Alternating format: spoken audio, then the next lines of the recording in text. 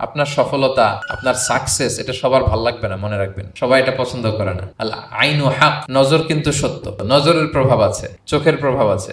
এজন্য কারো ভালো কিছু দেখলে মাশা আল্লাহ বলবেন, আল্লাহর দিকে ফিরিয়ে দিবেন ওটার কল্যাণ। কি বলবেন?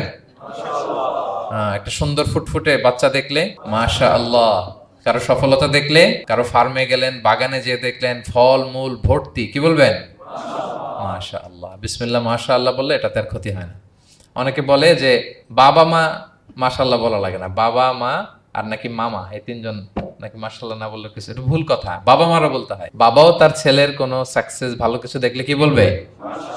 মাশা আল্লাহ, তাবারাকাল্লাহ, অথবা বিসমিল্লাহ মাশা আল্লাহ, এটা আপনারা বলবেন। ধরেন যে আপনি কোন একটা প্রোগ্রামে বসে আছেন, আপনার পাশে যে বসে, আপনি তার দিকে এরকম 10 মিনিট তাকায় আছেন, কোনো কথা ছাড়া শুধু তাকিয়েই রইলেন। তার কি ভাল লাগবে বলেন? সে কি কমফোর্টেবল ফিল করবে? সে ভয় পাবে। সে ভয় পাবে, অস্বস্তি ফিল। আপনি কিছুই করেন নাই, না তাকে টাচ করেছেন, না ধরেছেন, ছুঁয়েছেন, কি শুধু তাকিয়ে আছেন। দেখেন নজরের কি প্রভাব।